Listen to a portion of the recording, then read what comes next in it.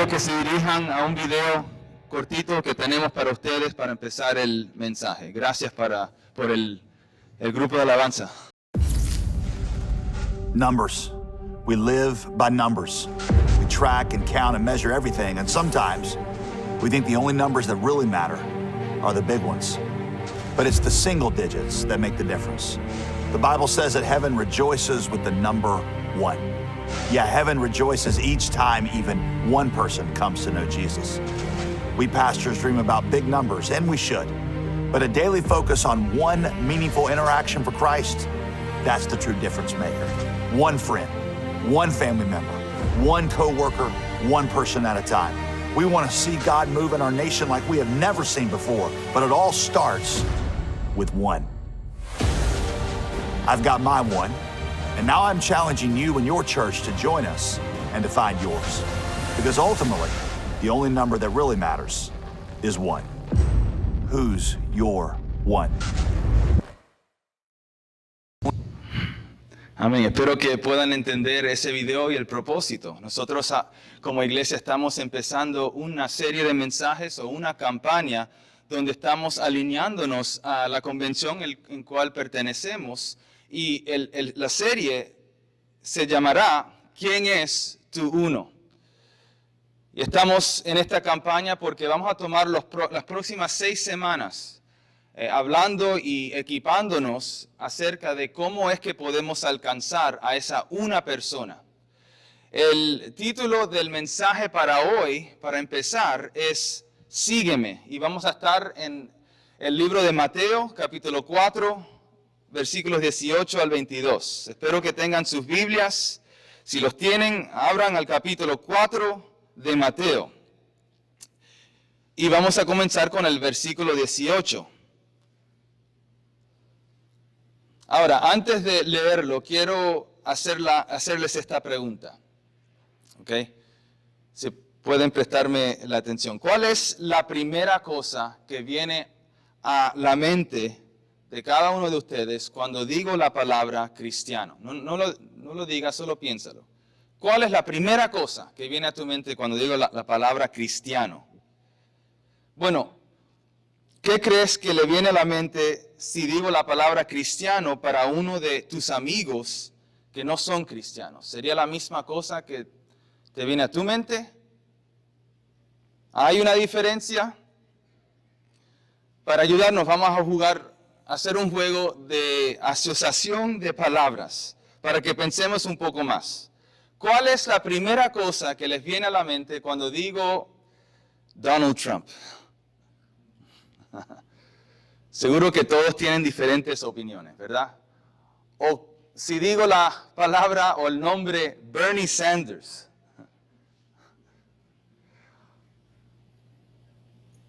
¿Qué tal si digo vegetariano?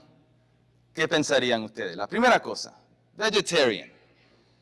Alguna gente dice lo más saludable, otras personas dicen no soy una vaca. Y cuando digo nuestra iglesia Christ Family Church, ¿qué le viene a la mente?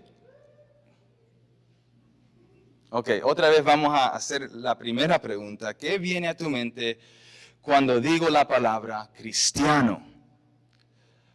Es un pastor conocido en Atlanta llamado Andy Stanley.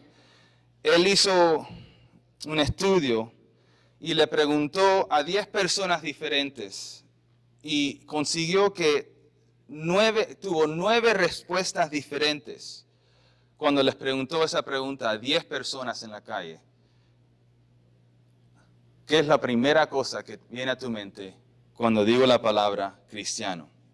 Si nosotros iríamos a la calle y le preguntamos a alguien, ¿eres cristiano? Vamos a encontrar estas respuestas. Bueno, sí, absolutamente soy cristiano. Otros dirían, sí, pero soy un poquito diferente. Algunos dirían, no, porque no creo en las religiones inventadas por hombres. Otros dirían, bueno, sí, pero no soy como esos tipos de cristianos que están allí en esa iglesia. Otros dirían, sí, soy cristiano porque nací en un hogar cristiano. Mientras otros dirían, sí, no porque nací en un hogar cristiano, pero porque he nacido de nuevo. Y sin embargo, muchos también dicen, como lo he leído recientemente, hace unos días, hay algunos que dicen, no soy cristiano porque los cristianos son moralistas, críticos y homofóbicos, que piensan que los únicos que van al cielo son los cristianos y secretamente disfrutan el hecho que todos los demás van al infierno. Esa fue una respuesta de alguien. Ahora, aquí hay una realidad interesante. Los primeros seguidores de Jesús no se llamaban cristianos.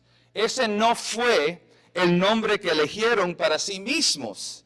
Cristiano era realmente un término despectivo, era uno inventado por personas fuera de la comunidad cristiana o la comunidad judía. Fue un término de burla que significaba que son Jesucitos o Jesuses pequeños. Pero si no se llamaban cristianos, entonces, ¿cuál era el término que usaban para sí mismos? Bueno, ellos se referían a sí mismos simplemente como discípulos de Jesús. Somos seguidores, somos estudiantes, discípulos de Jesús. Consideremos esto, que la palabra cristiano o cristiana solo se utiliza 3 veces en la Biblia entera. Pero la palabra discípulo, en contraste, es dicho 281 veces solo en el Nuevo Testamento. Pueden ver la diferencia. Y menciono todo esto porque la realidad es que para el público general, aún en nuestro día, usar la palabra cristiano nos lleva a demasiados significados que compiten unos a los otros. Y adicionalmente, una gran cantidad de personas que se dicen ser cristianos, en realidad no son discípulos de Cristo, no siguen a Cristo. Pero bíblicamente hablando, el término discípulo es mucho más claramente definido en su significado que cristiano. En Mateo 4 tenemos el llamado de los primeros discípulos de Jesús. Ahora lean conmigo, empezando el versículo 18, está en la pantalla, dice, mientras caminaba por el mar de Galilea, vio a 2 hermanos, Simón, que se llamaba Pedro, y su hermano Andrés. Lanzaban una red al mar porque eran pescadores. Sígueme, les dijo, y te haré pescar gente o pescadores de hombres. Inmediatamente dejaron sus redes y lo siguieron. Y a partir de allí, vio a otros 2 hermanos, Jacobo, hijo de Zebedeo, y hermano Juan. Estaban en un bote con Zebedeo, espero que se diga así, su padre, preparando sus redes, y él los llamó. De inmediato dejaron el bote y a su padre y lo siguieron. Otra vez les dije que el título del mensaje de hoy es Sígueme, porque un discípulo de Jesús es alguien que simplemente lo sigue a Jesús. Ahora, para serles honestos, yo crecí en la iglesia y varias veces escuché esta historia. También esta historia es uno que se hace en video para que los niños lo vean. Y si uno pudo ver el programa de televisión llamada, no me acuerdo, what was it? No, the adult one. No me acuerdo el nombre. Uno que salió en History Channel. Does anybody know that name? The Bible. Este fue una de las historias en el programa La Biblia o The Bible que mostraron donde Jesús va y elige a sus primeros discípulos. Pero yo siempre pensé que la manera en cual Jesús llama a sus discípulos era un poco extraño, difícil de imaginar. Es decir, Él entra donde hay un montón de gente que están haciendo su trabajo y de repente Él es un adulto joven de 30 años. Él se asoma a 2 personas que nunca ha conocido anteriormente y se aparece a ellos pescando con su padre y les dice, sígueme. Y sin preguntas o sin dudas dejan todo lo que están haciendo, sus trabajos donde ganan la vida y le dicen, sí maestro, te seguiremos. Yo siempre hice la pregunta, ¿por qué? ¿Cómo pudo convencer a esos muchachos que te dejen todo para que lo sigan? Bueno, no fue hasta que aprendí el contexto y la historia detrás de este pasaje que en realidad pude entender que tiene mucho sentido el llamado de Jesús. Y aquí está, se lo voy a contar bien rápido porque es muy interesante. Esto empieza porque todos los judíos o los hebreos, los niños en esos días, iban a una escuela de la Torah. La Torah son los primeros 5 libros del Antiguo Testamento, Génesis a Deuteronomio. Y empezando a los 5 años con una ceremonia donde le daban una gota de miel y se la ponían en la lengua a cada uno de estos niños. Ahora, la mayoría de estos niños eran pobres, para nuestro punto de vista. Así que más probable era que era la primera vez que probaban la dulzura de la miel. Así que cuando le daban la miel, esa sensación fluía en ellos por primera vez y al mismo tiempo les leían los primeros capítulos de Génesis. La imagen es que esta palabra te será dulce como la miel. ¿Entendido, verdad? Después, durante otros 5 años, memorizaban grandes secciones de la Torah. Cuando cumplían 10 años, tenían una especie de eliminación. Solo seguían a los mejores. Solo seguían los mejores estudiantes. Y luego el resto de los que no hicieron el corte volvían a casa con sus padres a seguir con el oficio o el negocio de sus padres o de su familia. Es la razón que podemos ver que los pescadores están pescando con su padre. Pero los niños que permanecían en la escuela seguían estudiando hasta aproximadamente los 17 años y aprendían el resto de lo que ahora llamamos el Antiguo Testamento, que son los libros de Josué a Malaquías. Bueno, cuando llegaban a los 17 años, hubo otro corte. Y si querías continuar con tus estudios religiosos después de eso, uno tenía que entonces escoger y encontrarse un rabino. Esto era una carrera deseada por todos los niños, porque significaba autoridad civil y liderazgo y mucho poder y dinero. Entonces uno elegía su rabino que su familia admiraba y se postulaba para ser el talmid de ese rabino. Talmid significa discípulo o estudiante. Sabemos que rabino solo significa maestro. Entonces, cuando tenías tu rabino, irías y te sentabas a los pies de ese rabino. Y esa era tu solicitud para aprender bajo ese rabino. Pero primero los rabinos examinaban a esos jóvenes con una serie de preguntas y pruebas para ver si ese joven era digno de ser uno de sus discípulos. Y en aquellos días los rabinos eran realmente selectivos porque eso terminaría siendo un gobernante religioso que era el mejor de todos los trabajos posibles. Así que todos otra vez soñaban con ser un experto religioso. Por lo tanto, los rabinos elegirían solo los jóvenes más capaces, más inteligentes, más talentosos para ser sus discípulos. Y durante varios años estos discípulos seguían a sus maestros a todas partes, imitándolos en todos los sentidos, aprendiendo de sus gestos, cómo respondían a preguntas o a situaciones. Y ahora, en los días de Jesús, Jesús está buscando quién va a ser sus discípulos. Quiero también mencionar que también existía un rabino bien distinguido o importante. Estos rabinos especiales llevaban una característica que el pueblo judío llamaba como smika. Okay, eso es una palabra hebrea. Digan conmigo, smika. Es divertido decir esa palabra. Smika. Smika se traduce como autoridad, ¿verdad? Estos tipos de rabinos eran muy únicos. Solo sabemos de como una docena más o menos, que fueron reconocidos como Smika. En el primer siglo, si sabes algo de historia judía, reconocemos nombres como Hillel o Gamaliel. Alguien importante fue el discípulo de Gamaliel. ¿Saben ustedes? El apóstol Pablo, ¿verdad?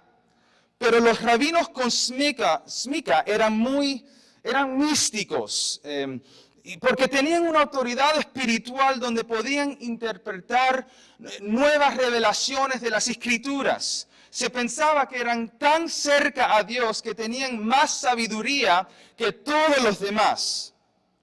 Finalmente, para ser considerado como rabino con Smika, había que tener evidencia de hechos importantes o hechos milagrosos y tenías que ser oficialmente conferido o confirmado por 2 otros rabinos con Smika. Todo esto para decir que aunque era un sueño de todo niño, ese era un club realmente exclusivo en el que era bastante difícil entrar. Y obviamente sabemos ahí es donde entra lo político ¿cómo se dice? Lo político y lo corrupto. Ahora, volviendo a nuestro texto, aquí otra vez viene Jesús, que también conoce la Torah. Lo sabemos que lo conoce tan bien que a los 12 años está en el templo y él está corrigiendo a los maestros religiosos. Si conocen esa parte de la escritura, él tenía su propia smika. Por eso con frecuencia él decía cosas como lo que ustedes han oído decir, pero yo digo tal cosa. Eso quiere decir que él está introduciendo que él tiene una autoridad sobrenatural. En otras palabras, existe esta nueva autoridad con Jesús que en todo el Nuevo Testamento sabemos que muchos se asombraban de él. Solo un par de capítulos después de Mateo 4 dice esto, en Mateo 7. Se asombraron porque él les enseñó como uno con autoridad. Uno con, en hebreo se diría, smika. También muchos fueron testimonios cuando Jesús fue confirmado por Dios mismo.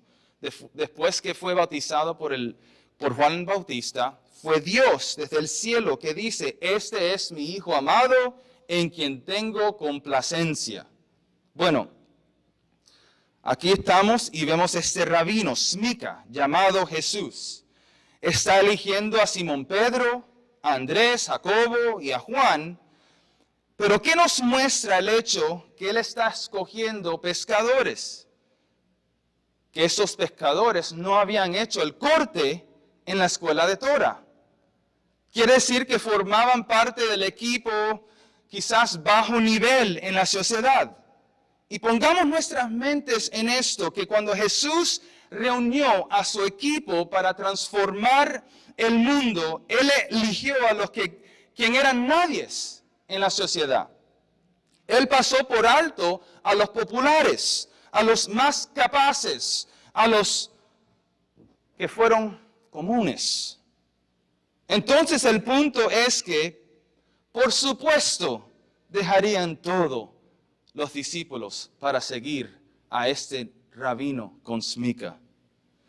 Una de las cosas que notamos acerca de ser un discípulo en Mateo 4 es que, primer punto para nosotros hoy, él elige al ordinario, no al mejor. Jesús elige al ordinario y dice, mientras caminaba junto al mar de Galilea, Jesús vio a 2 hermanos. Uno era Simón llamado Pedro y el otro Andrés. No hay más que dice de ellos. No vienen de una familia con significancia, no tienen nada especial. Más adelante vio a otros 2 hermanos, Jacobo y Juan, hijos de Zebedeo.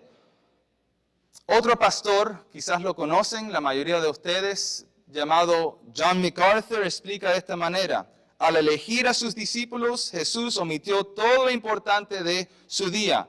Los erudiosos, grandes estaban en Egipto, la gran biblioteca estaba en Alejandría, los grandes filósofos estaban en Atenas, los poderosos estaban en Roma.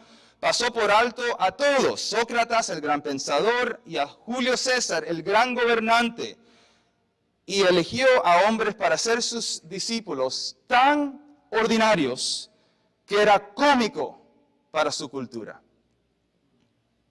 La mitad de ellos eran pescadores, uno era agente de los impuestos corrupto y uno lo traicionaría en unos años, ¿verdad?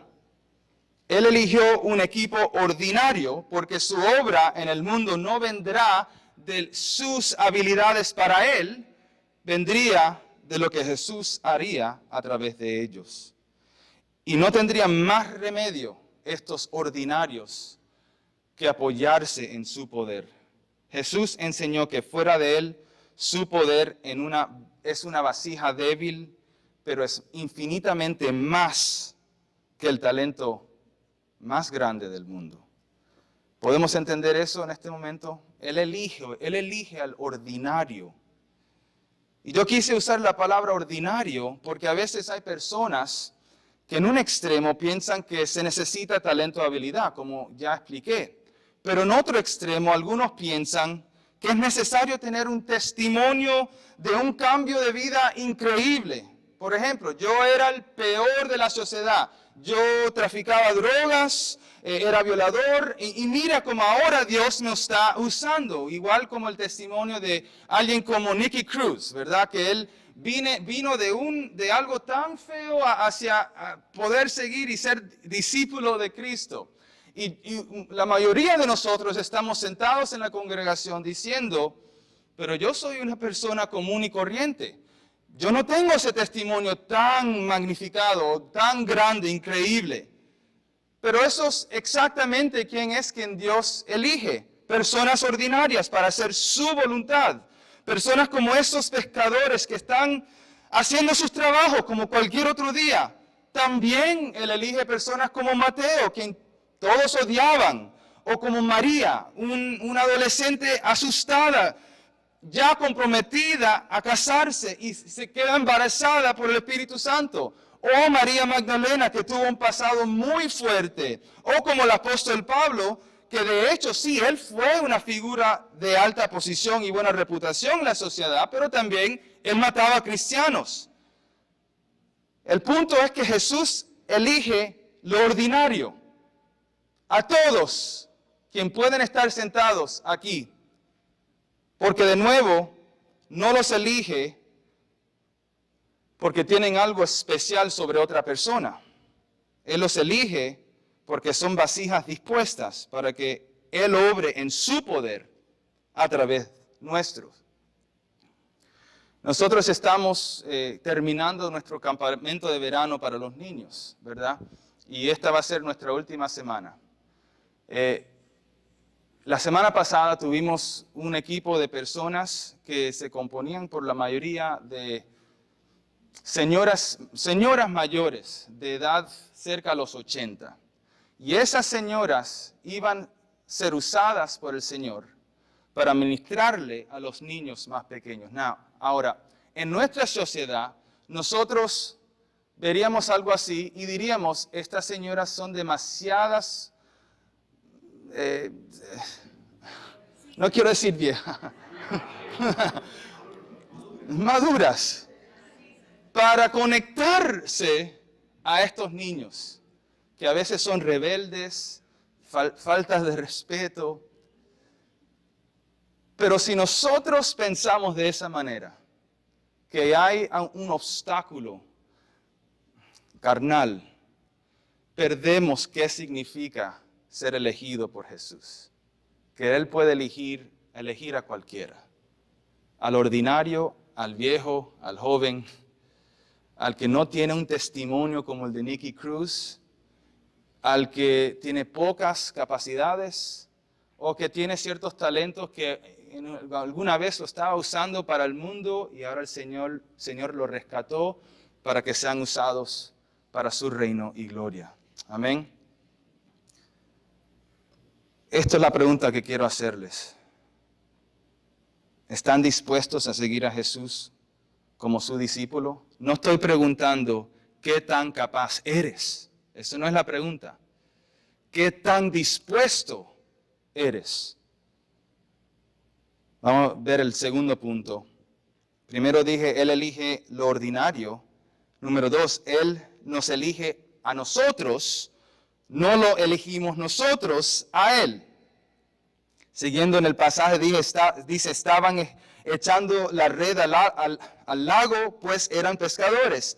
Vengan, síganme a mí.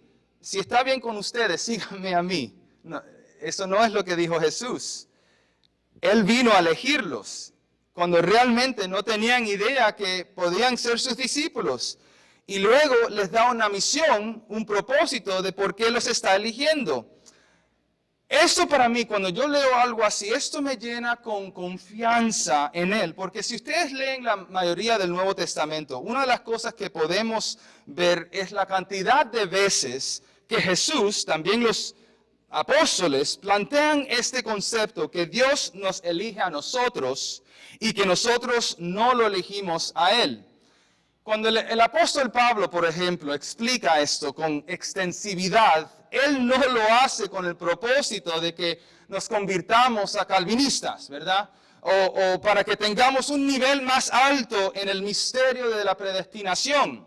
Sino cuando nos dice que hemos sido elegidos por Dios, lo que está tratando de decirles a los efesios o a los gálatas es que en medio de un mundo donde te sientes abrumado por la posición, puedes tener toda la confianza que si Dios te eligió en Cristo, ese mismo Dios te usará, te guardará, te asegurará de tu vida. Cualquier que sea el tamaño de los obstáculos o las cargas que enfrentemos, mayor es el que está en vosotros que en el que está en el mundo. Por eso podemos leer, Él elige al ordinario, Él nos elige a nosotros. Punto número 3, Él nos eligió para que los sigamos. Específicamente dice, síganme y los haré pescadores de hombres. Entonces, su punto principal aquí no es, los estoy eligiendo para asegurarme de que afirmen una teológica o una posición teológica, ¿verdad?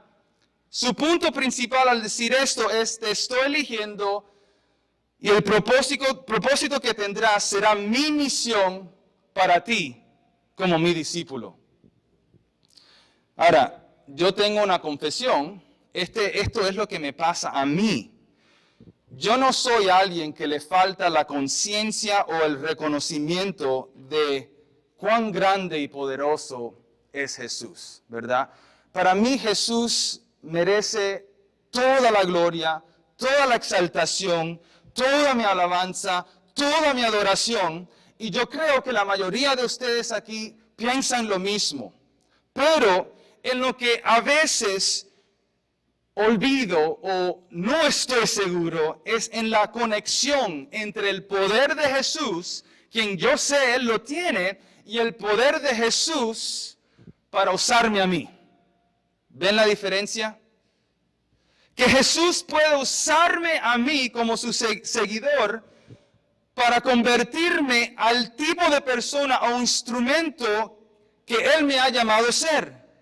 Es esta mentalidad de creo en ti, Jesús, pero en lo que se trata de ser pescador de hombre, tu misión, usa a otra persona, Jesús. Yo no puedo, yo no soy capaz. Ese poder que yo sí creo, yo sí veo que tú tienes, hay una brecha que me separa a mí y a ese poder. Pero el propósito de Jesús en elegirte es eso mismo. Su propósito de elegirte fue a ti y luego usarte a ti para su gloria y sus propósitos en su reino. Quiero acordarles en 2 pasajes como referencia. Filipenses 1, 5 al 6 dice, porque han participado en el Evangelio desde el primer día hasta ahora, estoy convencido de esto. El que comenzó tan buena obra en ustedes la irá perfeccionando hasta el día de Jesucristo. Pero también dijo Pablo en 2 Timoteo 1:12, por ese motivo padezco estos sufrimientos, pero no me avergüenzo. Y lo que estaba hablando anteriormente es parte de mi vergüenza. Mi vergüenza que aunque existe un Dios poderoso, Dios imposible, ¿verdad? Hace las cosas que no hace nadie, ¿verdad? Un Dios de imposibles como hemos cantado anteriormente. Pero por mi vergüenza separo ese Dios y la realidad que Él me puede usar.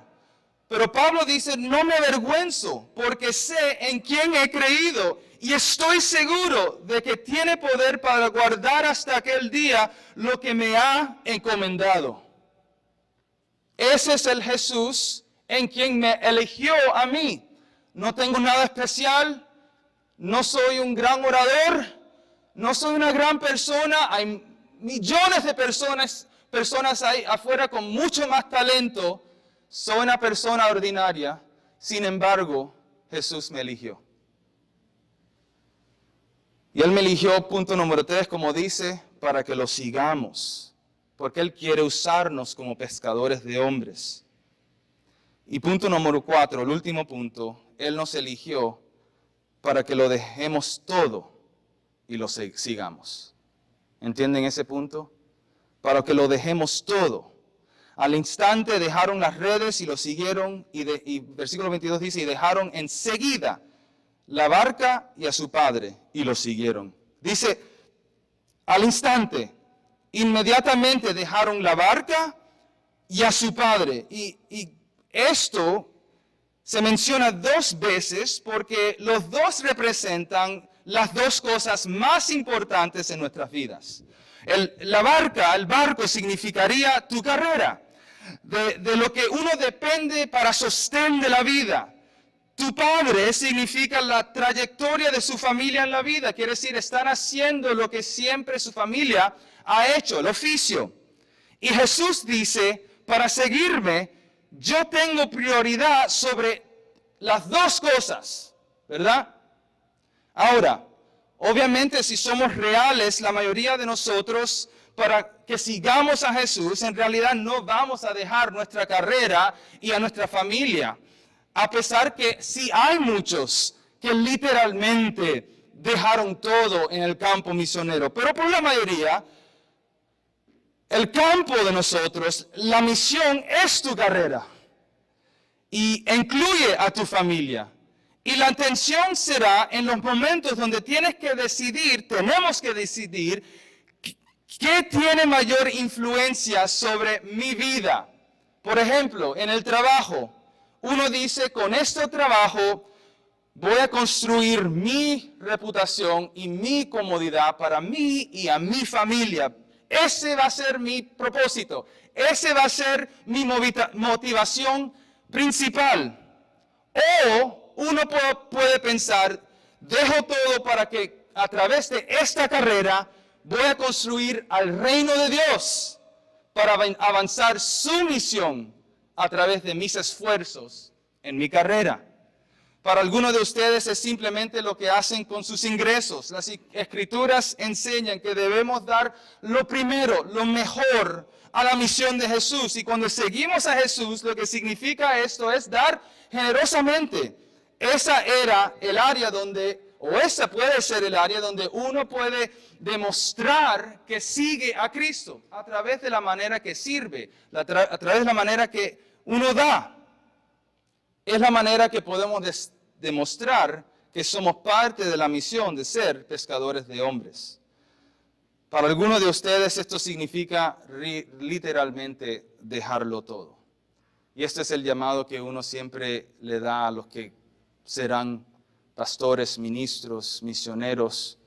Hay algunos que Dios sí llama para que lo dejen todo, para entrar en el ministerio, el campo misionero. Pero ahora, para todos los que estamos sentados aquí, lo que esto significa es, yo me niego y me someto todo en mi vida a la señoría de Jesús. Jesús dice que si no dejamos todo, no podemos ser su discípulo. De hecho, esto es algo que todos somos llamados de ser parte.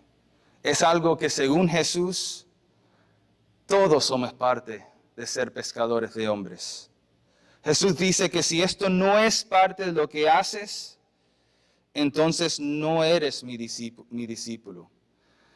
Juan 15, versículo 8 dice, en esto se muestra la gloria de mi Padre, en que den mucho fruto y lleguen así a ser verdaderos discípulos míos.